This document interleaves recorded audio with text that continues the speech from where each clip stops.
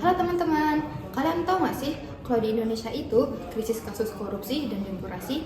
Ini contoh kasus-kasusnya. Kejaksaan Agung menetapkan 9 tersangka baru dalam kasus dugaan korupsi tata kelola minyak mentah dan produk kilang pada PT Pertamina Subholding dan Kontrak. Kenapa korupsi masih bisa terjadi? Di sini di chapter 3 mau bahas kenapa Indonesia masih korupsi. Alasan pertama sebenarnya agak klise, yaitu greed, dan ini udah merambah dari dulu. Keserahan manusia karena ngelihat disparity-nya antara orang yang paling kaya Indonesia dengan orang yang paling miskin. Ini ngebuka celah banget untuk orang-orang di posisi tertentu. Mereka mikir gimana ya caranya gue bisa dapat duit lebih banyak.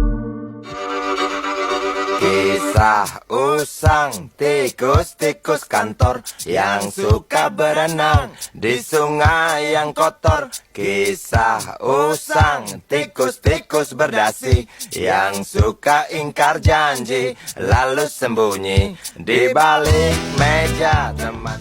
Nah, dari berbagai kasus yang terjadi, kita dapat belajar bahwa demokrasi tidak hanya sekedar sistem, melainkan tanggung jawab kita semua. Politik yang bersih dan bebas korupsi itu hanya dapat terjadi atau terwujud jika kita peduli dan berani memilih jalan yang benar. Jangan biarkan suara kita sia-sia dan gunakan hak pilih dengan bijak, karena masa depan bangsa ada di tangan kita semua. Dah.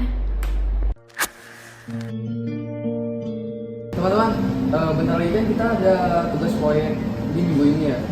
Dimana kalau kita tentuin siapa yang menjadi ketua kelompok di minggu ini, proyek ini. Karena ya kalau misalkan ada ketua kelompok kan kita bisa terstruktur lah gitu. Menurut Wahyu gimana? Setuju, menurutku Bima cocok jadi ketua. Karena apa? Karena dia paling cepat tanggap dan bisa main waktu dengan baik. Contohnya kemarin pas kelas juga dia nggak pernah bolos dan selalu on time. Wah, makasih sih yuk. Tapi Sohib juga ini bagus. Dia ini kayak sering bantu nyusun laporan. Terus dia juga teliti sama laporannya. Dia juga kayak suka ngingetin kalau emang laporannya udah mepet deadline. Nah, menurutku Sohib juga ini bagus lah buat jadi ketua kelompok di laporan ini. Terima kasih pujiannya Mas Raka. Kalau gitu gimana kita milih berdasarkan kesepakatan di antara kita bertiga ini? Siapa yang cocok jadi ketua kelompok proyek ini?